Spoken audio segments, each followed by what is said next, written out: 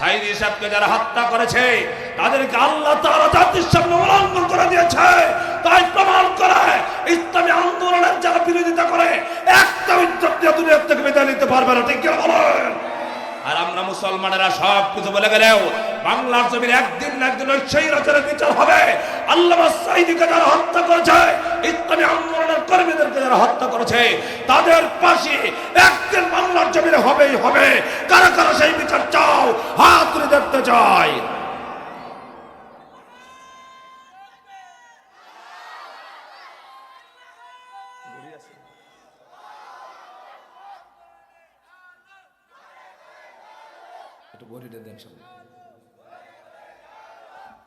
সম্মানিত ভাইরা, আপনারা বলেন সাইদি সাহেব বাপদাদার কথা বলছিল? কথা বলে না, বাপদাদার কথা বলছিল।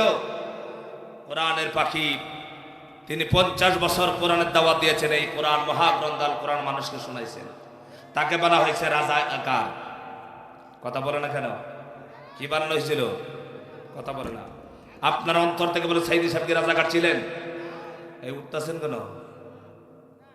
অসুবিধা হচ্ছে? সম্মানিত ভাইরা, সাইদি সাহেব কি রাজাকার ছিলেন? আমি শুনতে চাই আপনারা কি বলতে চান। সাইদি সাহেব কি রাজাকার ছিলেন? যারা রাজাকার বানাইছিল তাদের অবস্থা কি হয়েছে? কালো মানিক নাম ছেলের নাম কি? কালো মানিক টকশোতে বসে বসে বলতো সাইদিকে আমি ফাঁসি দিয়েছি, ফাঁসির রায় দিয়েছি। সাইদি সাহেবকে ফাঁসির রায় দিয়ে সে টকশোতে বসে বসে কথা বলতো। আল্লাহ তাআলা এই কালো মানিককে জাতির সামনে কুকুরের বাচ্চার মতো শোয়ায় রাখছে। এখনো যাদের এই স্বৈরাচারের জন্য মায়া কান্না হয়, তাদেরকে বলতে চাই 5ই আগস্টে জুলাই মাসে যে পর্যন্ত হত্যাকাণ্ড এই দেশের মানুষকে করেছ, ভিডিও গুলো আছে না নাই? কথা বলা আছে না নাই? আপনাদেরকে বলতে চাই, আপনার বাবাকে, আপনার মাকে, আপনার সন্তানকে যদি হত্যা করা হতো, আপনি বসে থাকতে পারতেন না। এই দেশে পাখির মতো গুলি করে বাংলার মুসলমান সন্তানগুলোকে হত্যা করা হয়েছে। কিনা বলেন? এখনো কান্না করে, বাড়ি ভাঙছে কান্না করে, অথচ আয়না ঘর বানায়া যাদেরকে হত্যা করেছিল ওগুলো কি মানুষ ছিল না? সবচাইতে নির্যাতনের শিকার হয়েছে বাংলাদেশ জামাত ইসলামের কর্মীরা। কিরকম? জামাতের নাম নেওয়া যেত না। গতকালকে বুলা এক জায়গায় পুলিশ কারে এনেছে, পুলিশ নে এখনো ওই স্বৈরাচারের 5টা গোলামরা আছে। পুলিশ কয়েকটা দাঁড়াই আছে। এই পুলিশ বাহিনী ইসলামী আন্দোলনের কর্মীদেরকে ঘরে ঘুমাইতে দেয় নাই, মাসের পর মাস ঘুমাইতে পারে নাই, কোনো অন্যায় করে নাই, অপরাধ করে নাই। যে যারা সমাজের ভিতরে নামাজ কায়েম করার জন্য, আল্লাহর বিধানকে জারি করার জন্য আন্দোলন করেছে, তাদের বিরুদ্ধে মামলা দিয়েছে, ঘর থেকে ধরে নিয়ে গেছে। ঠিক না? ঘর থেকে ধরে নিয়ে গেছে, বাড়িতে থাকতে পারে নাই, মায়ের কাছে থাকতে পারে নাই, বাবার কাছে থাকতে পারে নাই, ছোট ছোট বাচ্চাদেরকে ধরে নিয়ে গেছে। আর সবচাইতে সশৃঙ্খল ছেলেদেরকে ধরে নিয়ে হত্যা করেছে, রিমান্ডে দিয়েছে। এই সমাজের ভিতরে সবচাইতে যে দলটাকে নির্যাতন করেছে সেই দলের নাম হলো বাংলাদেশ জামাত ইসলামী। ঠিক না? 2 নম্বরে আছে বাংলাদেশ জাতীয়তাবাদী দল বিএনপি। আর বিএনপির নেতাদেরকে হত্যা করেছে। আরে জামাতের নাম নেওয়া হতো না। আল্লাহ রাব্বুল আলামিন এত সুন্দর ব্যবস্থা করে দিয়েছেন। যখন স্বৈরাচারের পতন হলো, সর্বপ্রথম সেনা প্রধান জামাতের আমিরকে ডাক দিলেন। আমার বারে কারণ হলো কি, যারা জামাত করে, ইসলামী আন্দোলন করে, তারা আল্লাহ দ্বীনকে প্রতিষ্ঠা করতে চায়, সমাজের ভিতরে প্রতিষ্ঠা করতে চায়, জীবনকে বাজি রেখে হলেও আল্লাহর কোরআনের রাজ কায়েম করতে চায়। আমার নবীজি ইসলামী আন্দোলন করেছেন, আল্লাহর কোরআন দিয়ে সমাজ গঠন করেছেন। মদিনা শরীফের ভিতরে যখন কোরআনের সমাজ গঠন করলেন, সেই সমাজের ভিতর থেকে হত্যা, দর্শন, খুন, কারাবি, সকল প্রকার অপরাধ বন্ধ হলো। আল্লাহ পাক বলেন, আমার কোরআনের রাজ যদি তোমরা গ্রহণ করতে পারো, কোরআনের রাজ যদি কায়েম করতে পারো, তোমাদের সমাজের ভিতরে হত্যা হবে না, দর্শন হবে না, খুন খারাপি হবে না, লুটপাট হবে না, মারামারি হবে না, কাটাকাটি হবে না। আমার দেশে মারামারি লুটপাট আছে না? নাই? আরে বাংলাদেশের কোটি কোটি টাকা লুটপাট করে বিদেশে বাড়ি বানাইছে, অথচ ইসলামী আন্দোলনের সাইদি সাহেব রহমতুল্লাহ আলাইহি এমপি ছিলেন না, সফল মন্ত্রী মতিউর রহমান নিজামী তিনি ছিলেন মন্ত্রী, অথচ তারা বাড়িটাও করেন। আর যারা এই 16 বছর ক্ষমতায় ছিল তারা এই দেশের জনগণের কোটি কোটি টাকা লুটপাট করে বিদেশে বাড়ি বানাইছে। কথা বলে না কেন? আমার ভাড়াল্লা পাক ছেড়ে দেয় না। একমাত্র সমাজ যদি সুন্দর করতে চাও, আল্লাহ পাক কোরআনুল কারীমের ভিতরে বলছেন অন্ধকার থেকে আলোর দিকে যদি আসতে চাও, সুন্দর সমাজ যদি চাও, আল্লাহ পাক সেই জন্য কোরআন নাজিল করেছেন। আল্লাহ পাক নবীজিকে বলছেন আলিফ লাম রা কিতাবুন আনজালনাহু ইলাইকা লিতুখরিজান নাসা মিনাজ যুলুমাতি ইলান নূর। হে নবী, আপনার উপরে আমি এই কিতাবের জন্য অবতীর্ণ করেছি যাতে আপনি এই কিতাবের নূর দিয়ে আলো দিয়া অন্ধকারের মানুষদেরকে আলোর দিকে আনতে পারেন। সেই জন্য আমি কোরআন নাজিল করেছি। কোরআনের হেদায়েত যারা গ্রহণ করেছে, কোরআন যারা গ্রহণ করেছে তারা হয়ে গেছে সোনার মানুষ। আর যারা কোরআনের বিরোধিতা করেছে, কোরআনের সমাজ চায় না, তারা হলো শয়তানের দল, তারা অন্ধকার সমাজ চায়। সেই জন্য আমার ভাইরা, এই কোরআনের সমাজ গঠন করার জন্য প্রচেষ্টা প্রত্যেক মুসলমানের উপরে করতে হবে। প্রতিটা মুসলমানের ইসলামী আন্দোলনকে সমর্থন করার চেষ্টা করা ফরজ। ঠিক না? ফরজ কিনা বলেন? কারণটা কি? কারণ হলো কোরআন কারীমের সমাজ গঠন করার পরে সবচেয়ে শান্তি প্রতিষ্ঠা হবে। এছাড়া দুনিয়ার কোন মানুষের কোন নেতার আদর্শ দিয়ে কিয়ামত পর্যন্ত কারো তন্ত্র মধ্যে শান্তি প্রতিষ্ঠা হবে না। সেই শান্তি প্রতিষ্ঠা করার জন্য ইসলামী আন্দোলন করতে গিয়া যদি জীবন দিতে হয়, আমরা প্রতিটা মুসলমান এই আকাঙ্ক্ষায় তামান্না সবসময় মনের ভিতরে থাকতে হবে, আল্লাহ তোমার জমিনের ভিতরে তোমার রাজ কায়েমের জন্য যদি প্রয়োজন হয় আমার জীবনটা তোমার নামে অর্প করে দিলাম। ঠিক না? আমার ভাইরা, আজকে যদি ইসলামী আন্দোলন করার কারণে যদি হত্যা করে ফেলে, আমরা কি রাজি আছি না শহীদ হতে? ইনশাআল্লাহ রাজি আছি। ইনশাআল্লাহ আমার ভাইরা শহীদ হওয়ার জন্য রাজি আছি। কারণ হলো যে কোনো সময় আমাদেরকে হত্যা করতে পারে। আজকে স্বৈরাচাররা মোদিকে নিয়ে, ভারতকে নিয়ে আমাদেরকে লাল চোখ দেখায়, ভয় দেখায়। ঠিক কিনা বলেন? মুসলমানেরা একমাত্র আল্লাহ ছাড়া দুনিয়াতে কাউকে ভয় পায় না। ভয় পায়? কারণ কি ভয় পায় না কেন? আল্লাহ পাক বলেন ওয়ালা তাহিনু ওয়ালা তাহজানু ওয়া আনতুমুল আলাউনা ইন কুনতুম মুমিনিন। আল্লাহ পাক বলেন তোমরা চিন্তা করো না, টেনশন করো না, দুঃখ করো না, তোমরাই বিজয়ী হবা যদি তোমরা মুমিন হও। শর্ত কি বলেন? আমরা যদি মুমিন হতে পারি, ইমানদার হতে পারি, আল্লাহ পাক আমাদের হাতে অবশ্য বিজয় দিবে। বিজয়ের জন্য 1 নাম্বার শর্ত হলো প্রতিটা মানুষ মুমিন হওয়া। শর্ত কি? মুমিন হতে হবে।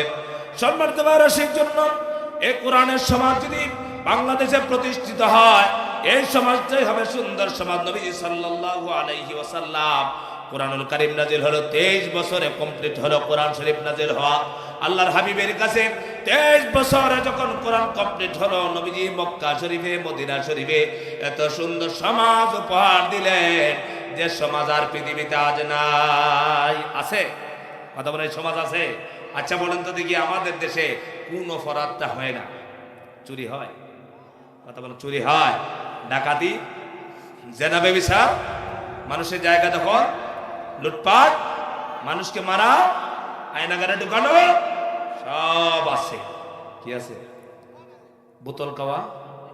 কথা বলে না, বোতল খাওয়া কি আছে? বোতল খাওয়া আছে। আরে আমাদের নেতা হলে বোতল খায়। কথা বলে না, এমন নেতা আছে বোতল না পান করলে তার ঘুম হয় না, এমন নেতা আছে না নাই? মদের বোতল খাইয়া মাথার গালি ওই রকম ঘুরায়। আল্লাহর কোরআনকে হাতে নিয়ে বলছি, যদি ইসলামী সমাজ কায়েম হয়, দেশে মদের বোতল আর থাকবে না। কথা বলে না কেন? না থাকবে। কারণ হলো আল্লাহর নবী কোরআনের সমাজ প্রতিষ্ঠা করেছিলেন। মানুষ মদ পান করবে, মুখে নিয়েছে, হাত থেকে ছেড়ে দিয়েছে। আল্লাহু আকবার। সেই কোরআন শরীফ আছে না নাই? আমার ভাই, ইসলামী সমাজ যদি হয়, ইসলামী রাষ্ট্র ব্যবস্থা যদি কায়েম হয়, আল্লাহ পাক বলছেন তারা কি করবে জমিনের ভিতরে। আল্লাহ পাক কোরআনুল কারীমে বলছেন যারা ইসলামী রাষ্ট্র চায়, ইসলামী সমাজ চায়, তারা সর্বপ্রথম 4টা দফা কাজ করবে। এক নাম্বার আল্লাহ পাক বলেন আল্লাযীনা ইম্মাক্কান্নাহুম ফিল আরদি আকামুস সালাত। আল্লাহ পাক বলছে ইসলামের রাজ যারা চায়, ইসলামী সমাজ যারা চায়, কোরআনের রাজ যারা চায়, তাদেরকে আল্লাহ পাক বলেন আমি যদি ক্ষমতা দেই তারা 4টা দফা কাজ করবে। এক নাম্বার হলো জমিনের মধ্যে নামাজ প্রতিষ্ঠা করবে। কি করবে বলেন? নামাজ প্রতিষ্ঠা করবে, নামাজের দাওয়াত দিবে, নামাজের কথা বলবে, সমাজের ভিতরে নামাজ প্রতিষ্ঠিত হবে, সরকারিভাবে নামাজের ঘোষণা দেওয়া হবে। আল্লামা সাঈদী রহমাতুল্লাহ আলাইহি একবার তিনি একটা বয়ানে বলেছেন আমার দেশের যদি মেম্বারেরা নামাজি হয়, চেয়ারম্যান যদি নামাজি হয়, এমপি যদি নামাজি হয়, মন্ত্রী যদি নামাজি হয়, ডিসি যদি নামাজি হয়, এসপি যদি নামাজি হয়, মন্ত্রী পরিষদ যদি নামাজি হয়, প্রধানমন্ত্রী যদি নামাজ পড়ে, তাহলে আমার দেশে চুরি আর ডাকাতি মদ পান করবে কেডা? ঠিক না? কখন কেউ মদ পান করবে না, কারণ সবাই নামাজি।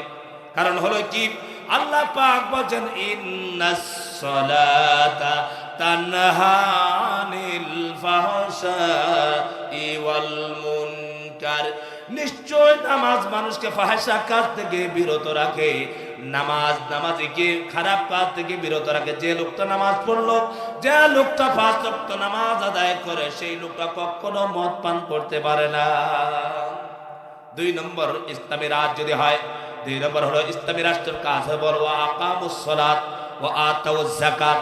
যাকাত আদায় করা হবে, গরিব দুঃখী মানুষের মধ্যে যাকাত বিতরণ হবে।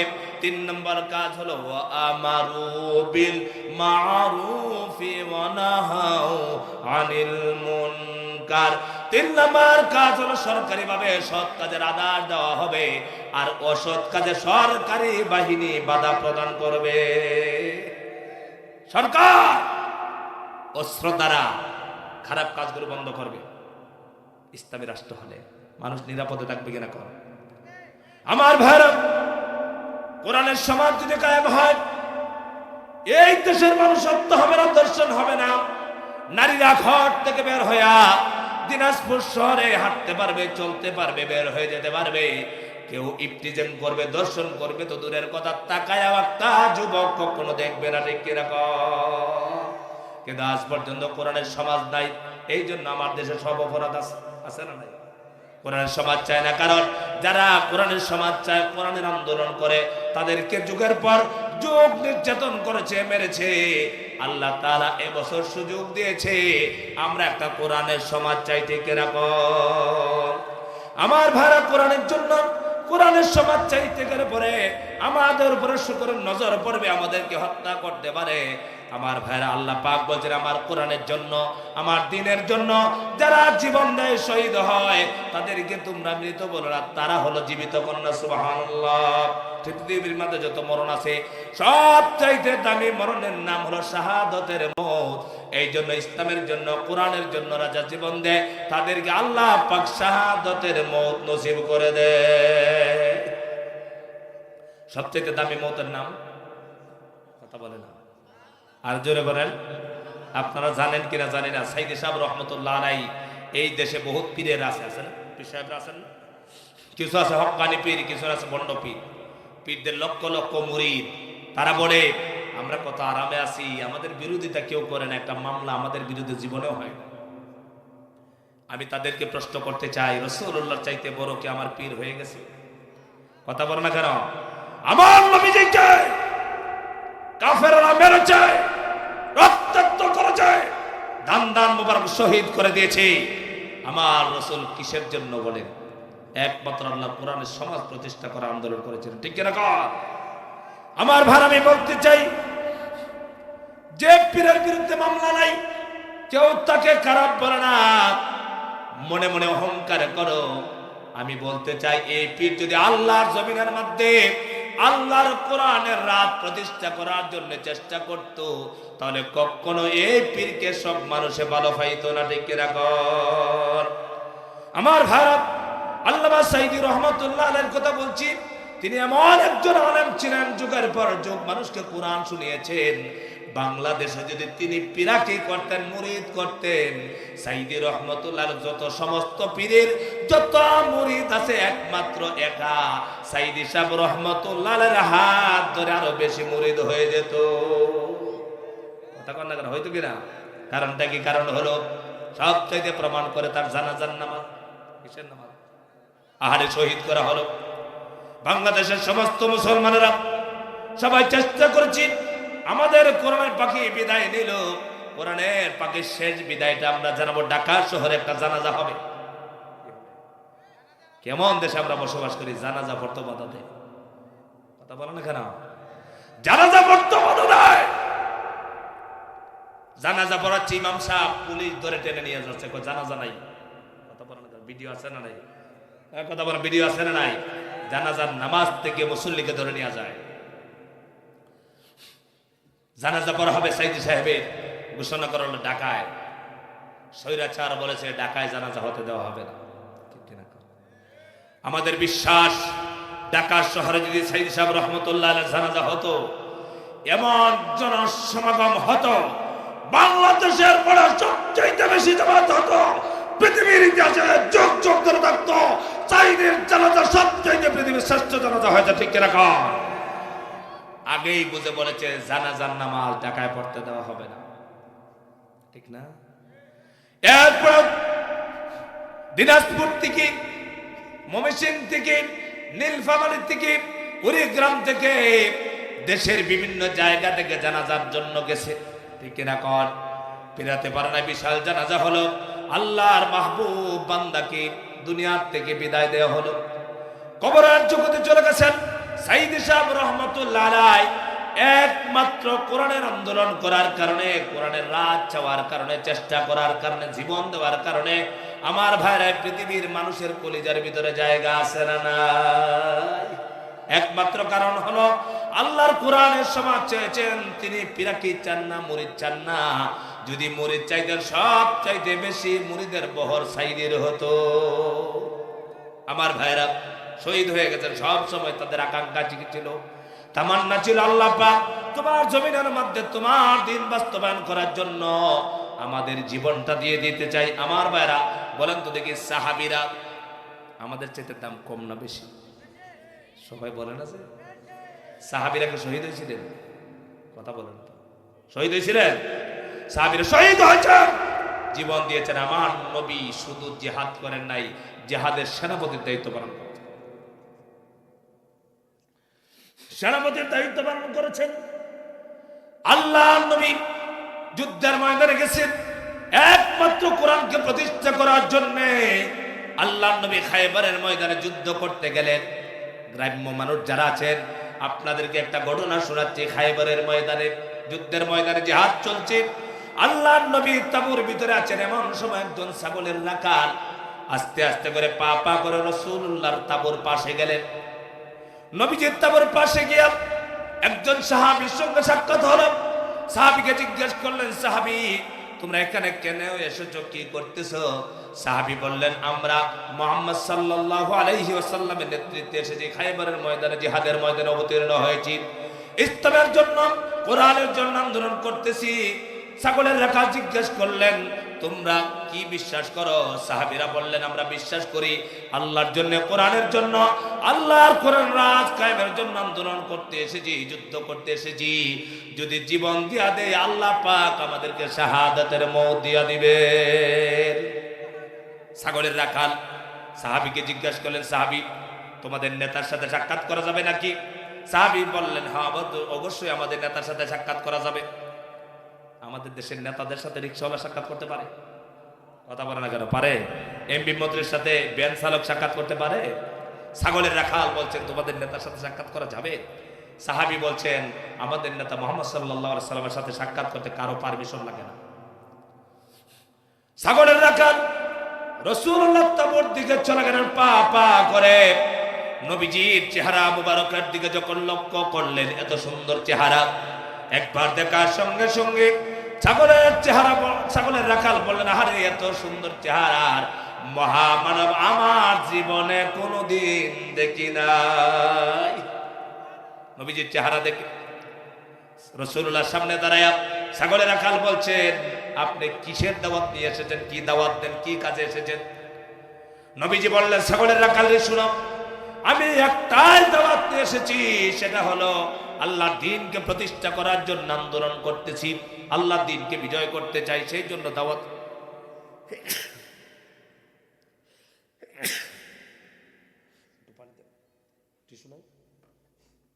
আল্লাহ দ্বীনকে প্রতিষ্ঠা করার জন্য আমি এখানে এসেছি, সাহাবীদের নেতৃত্ব দিচ্ছি আমি মুহাম্মদ সাল্লাল্লাহু আলাইহি ওয়াসাল্লাম। নবীজি যখন বলছেন, ছাগলের রাখাল বলছেন, ইয়া রাসূলুল্লাহ, আমি একজন ছাগলের রাখাল, আমি কি মুসলমান হতে পারবো নাকি? আমি যদি মুসলমান হয়ে যাই কি কাজ হবে? আল্লাহর নবী ছাগলের রাখালকে বলছেন, ছাগলের রাখাল, তুমি যদি কালেমা পড়ো মুসলমান হয়ে যাও, আমার অন্যান্য সাহাবীদের যে মর্যাদা তোমারও হবে সমান মর্যাদা। বলেন সুবহানাল্লাহ। এমন কোন নেতা আছে যে একজন রাখালের মর্যাদা আর একজন চেয়ারম্যান আর মেম্বারের মর্যাদাকে সমান দেয়? আমার নবীজি বলছেন, ছাগলের রাখাল হলে কি হবে? তোমার মর্যাদা হবে আমার একজন সাহাবীর মতো। সুবহান। আল্লাহ নবী বলছেন, ছাগলের রাখাল নিয়ে তুমি চিন্তা করো না, তুমি যদি কালেমা পড়ো মুসলমান হও, তোমার মর্যাদা হবে আমার সাহাবীদের মতো। আর আমার নবীজির কি আদর্শ ছিল? ছাগলের রাখাল বলছেন, ইয়া রাসূলুল্লাহ, আমি যদি কালেমা পড়ি তাহলে কি লাভ হবে? আল্লাহর নবী বললেন, তুমি যদি কালেমা পড়ো মুসলমান হয়ে যাও, তাহলে এক নাম্বার যে কাজটা করব সেইটা হলো আমি দাঁড়ায়া আমি নবী তোমার সাথে মুআনাকা করব। বলেন সুবহানাল্লাহ। কি করব বলেন? মুআনাকা বুঝেন আপনারা? বুঝেন না? মুআনাকা বুঝেন না? আরে বুকের সাথে আলিঙ্গন করা। সুবহানাল্লাহ। সাইদি সাহেব রহমতুল্লাহ আলাইহি যখন চট্টগ্রামে তাফসীর করতেন ফেরেট ময়দানে, তখন হিন্দুরা মুসলমান হওয়ার সাথে সাথে তিনি দাঁড়ায়া তাদের সাথে বুক মিলাতেন। কথা বলেন না তো দেখি, আপনারা আমার কথাগুলো সব মিথ্যা কথা বলতেছি, ঠিক না? আল্লাহর নবী বলছেন, ছাগলের রাখাল, তোমার সাথে আমি আলিঙ্গন করব, তোমার সাথে আমার বুক মিলাবো। সুবহানাল্লাহ। আমার ভালো নবীজির জিসিম মুবারকের সাথে যা শরীর লেগে যাবে, তার শরীরের জন্য আল্লাহ পাক জাহান্নামকে হারাম করে দেয়। ছাগলের রাখাল বললেন, ইয়া রাসূলুল্লাহ, আমি একজন ছাগলের রাখাল, আমি যদি কালেমা পড়ি এত সম্মান হবে, মর্যাদা হবে, আর দেরি করতে চাই না, আমাকে পড়ায় দেন লা ইলাহা ইল্লাল্লাহু মুহাম্মাদুর রাসূলুল্লাহ। সবাই রাসূলুল্লাহ। নবীজির সামনে দাঁড়ায় কালেমা পড়ছে ছাগলের রাখাল, নবীজি তার সাথে আলিঙ্গন করলেন। ছাগলের রাখাল বললেন, ইয়া রাসূলুল্লাহ, আমি মুসলমান হলাম, আমার কি কাজ, আমার কি দায়িত্ব? নবীজি বলার সঙ্গে সঙ্গে ছাগলের রাখালকে রাসূলুল্লাহ বললেন, এই মুহূর্তে তোমার কোনো কাজ নাই, তোমার এক নম্বর কাজ হলো তুমি যে মালিকের ছাগলের রাখালি করো, তার ছাগল বলে মালিককে বুঝা দিয়ে আসতে হবে, গুনে হিসাব করে তাকে দিয়ে আসতে হবে। এরপরে তোমার দায়িত্ব হবে, তোমার কাজ হবে। ছাগলের রাখাল তার মালিককে সমস্ত ছাগলগুলো হিসাব করে দিয়ে আসলেন। আসার পর নবীজির সামনে দাঁড়ায় বললেন, ইয়া রাসূলুল্লাহ, আমি সমস্ত ছাগলগুলো বুঝা দিয়ে আসছি, এই মুহূর্তে আমাকে আপনার দায়িত্ব দেন, কি কাজ করতে হবে? আল্লাহ নবী ছাগলের রাখালকে বলছেন, ছাগলের রাখাল শুনো, এই মুহূর্তে কোনো কাজ নাই, নামাজের সময় না নামাজ পড়তে হবে, রোজার সময় না রোজা রাখবে, হজের সময় না হজ করতে হবে, যাকাতের সময় নয় যাকাত দিবে। এই মুহূর্তে কাজ আছে খায়বারের ময়দানে, তুমি কি জিহাদের ময়দানে যেতে হবে। কোথায় যেতে হবে? কথা বলেন, কোথায়? জিহাদের ময়দানে। আমাদেরকে যদি আজ বলা হয়, ওই দিনাজপুর বাংলাদেশের মুসলমানেরা ইসলামের জন্য, কোরআনের জন্য জিহাদের ময়দানে যেতে হবে, আপনারা কি তৈরি আছেন? আপনারা কি যাবেন? লিল্লাহে তাকবীর। আমার ভাইরা, জিহাদের জন্য সবাই প্রস্তুত থাকতে হবে। আর আমাদের দেশে জিহাদের কথা বললেই এক দলের মাথা গরম করে, বলে এই হুজুরের জিহাদের কথা কয়, মারামারির কথা কয়। নাউজুবিল্লাহ। জিহাদ করা কি বলেন? জিহাদ করা কি? নামাজ ফরজ, রোজা ফরজ, অনুরূপ ভাবে জিহাদ করা ফরজ। আল্লাহর নবী ছাগলের রাখালকে বলছে, ছাগলের রাখাল, এই মুহূর্তে তোমার কাজ হলো তুমি জিহাদের ময়দানে যাবা, জিহাদ করতে হবে, সংগ্রাম করতে হবে, লড়াই করতে হবে। এই ছাগলের রাখালটা একটু দ্বিধা করলেন না, সঙ্গে সঙ্গে তরবারি হাতে নিয়ে জিহাদের ময়দানে শরীক হয়ে গেছে। জিহাদের ময়দানে গেছেন, জিহাদ করতেছেন, জিহাদ করতে করতে এক পর্যায়ে এই ছাগলের রাখালটা শহীদ হয়ে গেছে। জিহাদের ময়দান থেকে সাহাবীরা রাসূলুল্লাহর কাছে এসেছেন, নবীজি রিপোর্ট নিতেছেন কয়জন শহীদ হয়েছেন, কয়জন গাজী হয়েছেন। আল্লাহ নবীর কাছে সব রিপোর্ট পেশ করার পর রাসূলুল্লাহ এই ছাগলের রাখাল ছোট্ট সাহাবীর কথা বলে গেলেন না। সাহাবীদেরকে জিজ্ঞেস করতেছেন ছাগলের রাখালটা কোথায়। একজন সাহাবী নবীজির কাছে বলেন, ইয়া রাসূলুল্লাহ, দেখে এসেছি ওই ছাগলের রাখালটা লাশটা পড়ে আছে। আল্লাহ নবী বললেন, এই মুহূর্তে ছাগলের রাখালের লাশটা তোমরা গ্রহণ করো। বলেন সুবহানাল্লাহ। ছাগলের রাখালের লাশ গ্রহণ করা হলো, তার জন্য জানাজার ব্যবস্থা করা হলো। নবীজি তার জানাজা পড়ালেন, জানাজার নামাজ পড়ে তাকে কবরে রাখা হলো। আল্লাহ নবী সাহাবীদেরকে বলল, সাহাবীরা শোনো, এই ছাগলের রাখালটা এমন একজন মানুষ জীবনে এক ওয়াক্ত নামাজ পড়তে পারলো না, রোজা রাখতে পারলো না, হজ করতে পারলো না, যাকাত দিতে পারলো না, একমাত্র কোরআনের রাজ কায়েম করার জন্য আন্দোলনে ঝাঁপিয়ে পড়ে তার জীবনটা দিয়ে দিছে। এই ছাগলের রাখালকে আল্লাহ পাক জান্নাতের মেহমান বানায়া দিছে। আমার ভাইরা, এই জন্য আল্লাহ পাক কোরআনুল কারীমের ভিতরে বলছেন, ইন্নাল্লাহা আশতারা মিনাল মুমিনিনা আনফুসাহুম ওয়া আমওয়ালাহুম বিআন্না লাহুমুল জান্নাহ। নিশ্চয় আমি মুমিনদের জান এবং মাল কিনে নিলাম, তাদেরকে দিলাম জান্নাত, জান্নাতের বিনিময়ে। আর তারা কি করে? ইউকাতিলুনা ফি সাবিলিল্লাহি ফায়াকতুলুনা ওয়া ইউকতালুন। তারা মারে এবং মরে। আর সেই ওয়াদা রয়েছে আল্লাহর তাওরাত, জাবুর, ইনজিল এবং কোরআনের ভিতরে। বলেন সুবহানাল্লাহ। মুমিনরা কার রাস্তায় জীবন দেয়? আরো জোরে বলেন, কার রাস্তা? ফি সাবিলিল্লাহ মানে কার রাস্তায়? এই জন্য মুসলমান ভাইরা, আমরা মুসলমান, আমাদের সবচাইতে বড় পরিচয় আমরা মুসলমানের সন্তান, ঠিক কিনা? আমরা মুসলমান হয়ে কি কবরে যেতে চাই? মনে রাখবেন, আল্লাহর হাবিব বলেছেন, প্রতিটা মুসলমানের ভিতরে জিহাদের তামান্না রাখবে, শহীদ হওয়ার তামান্না রাখতে হবে। এরপরে যদি তার স্বাভাবিক মওত হয়, আল্লাহ তাআলা তাকে শাহাদাতের মওত নসিব করে দেবে। বলেন সুবহানাল্লাহ। সম্মানিত ভাইরা, তাহলে আমরা যুগ যুগ ধরে দেখেছি আমাদের দেশে শুধু অশান্তি, অশান্তি আর অশান্তি, ঠিক কিনা? কিন্তু শান্তির জন্য যে কিতাব আল্লাহ পাক অবতীর্ণ করেছেন, সেই কিতাবের নাম, আরো জোরে বলুন, সেই কিতাবের নাম। তাহলে সেই কিতাবকে আমরা পারিবারিক জীবনে, সামাজিক জীবনে, রাষ্ট্রীয় জীবনে কি প্রতিষ্ঠিত করতে চাই? প্রতিষ্ঠিত করতে চাই।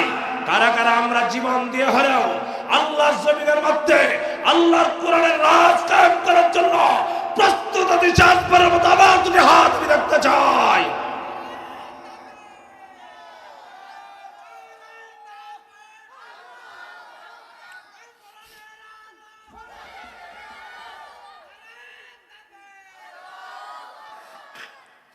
সম্মানিত ভাইরা, কোরআনের সমাজে রয়েছে একমাত্র নিরাপত্তার গ্যারেন্টি। কথা বলেন না কেন? কোরআনের সমাজে কি এই গ্যারেন্টি আছে? তাহলে আমরা যুবক ভাইদেরকে বলছি, এই যুবকেরা, কার পিছনে দৌড়াও যে নেতা এক ওয়াক্ত নামাজ পড়ে না? কথা করেন না কেন? যে নেতা মদ পান করে সে আমার নেতা হতে পারে না। আমার নেতা হবে 5 ওয়াক্ত নামাজি। কথা বলেন, আমার নেতা হবে রোজাদার, আমার নেতা হবে পরহেজগার, মুত্তাকি। আমি কোন না কোন ফাসিককে নেতা মানতে চাই না, ঠিক কিনা? আল্লাহ তাআলা আমাদেরকে কবুল করে, সবাই বলেন আমিন। আজকের মাহফিলে সংক্ষিপ্ত কথা বলেছি। আল্লাহ তাআলা যেন আমাদেরকে ইসলামী সমাজ গঠন করার তৌফিক দেন, সবাই বলেন আমিন। ইসলামী সমাজ গঠন করতে পারলেই এই সমাজ হবে শান্তির সমাজ। ইসলামী সমাজ ছাড়া কিয়ামত পর্যন্ত এই দুনিয়া শান্তি প্রতিষ্ঠা কেউ করতে পারবে না। কথা বলেন না কেন? আরে ভাই, আমরা যখন মাহফিলে যাই, নেতারা এসে বলতো, হুজুর মদের বিরুদ্ধে একটু ওয়াজ করেন, জুয়ার বিরুদ্ধে ওয়াজ করেন, মা বাবার খেদমতের ওয়াজ করেন। আমি বলতে চাই, হুজুরের ওয়াজ করতে হবে না। ইসলামী সমাজ যখন গঠন করা হবে, সংসদে আইন পাস করবে, মদের বিরুদ্ধে আইন করবে, জুয়ার বিরুদ্ধে আইন করবে, ইয়াবার বিরুদ্ধে আইন করবে, বাংলাদেশে একটা অপরাধ হবে না, ঠিক কিনা? হুজুরের ওয়াজ করে বন্ধ করতে পারবে না। ওয়াজ করে বন্ধ করা সম্ভব নয়। একমাত্র সমস্ত অপরাধ বন্ধ করতে হলে কি লাগবে? ইসলামী আইন লাগবে, কোরআনের আইন লাগবে, ঠিক কি না? তাহলে কোরআনের আইন যদি লাগে তাহলে কোরআনের সমাজ গঠন করতে হবে। কোরআনের সমাজ গঠন করতে হলে কোরআনের আন্দোলন করতে হবে, ঠিক কি না? আমরা প্রত্যেকে আল্লাহর বান্দা, রাসূলের উম্মত। আমার নবী কোরআনের রাজ কায়েম করার জন্য চেষ্টা করেছেন, রাজ কায়েম করেছেন। আমার নবী মদিনার প্রেসিডেন্ট ছিলেন, মক্কার প্রেসিডেন্ট ছিলেন, ঠিক কি না? তাহলে আমার নবী কি কোরআন ছাড়া না কোরআন দিয়া? কথা বল না, কোরআন ছাড়া না কোরআন দিয়া? কোরআনের সমাজ। তাহলে কোরআনের সমাজ হলো আদর্শ সমাজ। আল্লাহ তাআলা আমাদেরকে সবাইকে আদর্শ সমাজ গঠন করার তৌফিক দেন, সবাই বলেন আমিন। আমার ভাইরা, আমি আসলে অত্যন্ত ক্লান্ত মানুষ, আপনাদেরকে আমি বলে বোঝাতে পারবো না। আপনাদের এখানে আসছি প্রায় 700 কিলোমিটার জার্নি করে। এরপরে আমার যুবক ভাইরা, মহারাজপুর এলাকাবাসীর উদ্যোগে, আমার বিশেষ করে সাহিব ভাই সবসময় যোগাযোগ করেছেন, আমার ভাইরা যোগাযোগ করে আমাকে নিয়ে এসেছেন। আমি অনেক ক্লান্ত মানুষ, আপনাদেরকে মুখতাসার কিছু কথা শুনিয়েছি। আল্লাহ তাআলা আমাকে আপনাদেরকে আমল করার তৌফিক দেন, সবাই বলেন আমিন। আমাদের একদিন মরণ আছে না নাই? কথা বলেন না, মরণ আছে না নাই? মৌত সকলের আছে, তবে আমরা শাহাদাতের মৌত কামনা করি। আপনারা কি চান? আপনি ভ্যান চালক হন, রিক্সা চালক হন, আপনি জমিদার হন, আপনি বড় মাতাব্বর হন, এমপি হন, মন্ত্রী হন, সকলের জন্য কোরআন সমান দরকার, ঠিক না? এই জন্য আমার ভাইরা, আমরা প্রত্যেকে যা যে জায়গা থেকে আমরা যদি আল্লাহর কোরআনকে প্রতিষ্ঠিত করার চেষ্টা করি, আন্দোলন করি, একদিন আমাদের দেশে কোরআনের সমাজ কায়েম হয়ে যাবে, ঠিক না? আমরা যুগ যুগ ধরে শুধু নির্যাতিত হয়েছি, নিষ্পেষিত হয়েছি, আমাদেরকে শুধু মারা হয়েছে, নির্যাতন করা হয়েছে, এই দেশে জুলুম করা হয়েছে, অত্যাচার করা হয়েছে। একমাত্র অত্যাচার বন্ধ করতে পারবে যে কিতাবের নাম, সেই কিতাবের আল কোরআন, ঠিক কিনা বলেন? আগামীর সংসদ হবে কোরআনের সংসদ, আগামীর বাংলাদেশ হবে কোরআনের বাংলাদেশ। আমরা কারা কারা চাই সর্বশক্তি ব্যয় করে হলেও কোরআনের রাজ আমরা কায়েম করতে চাই? হাত তুলে দেখায়।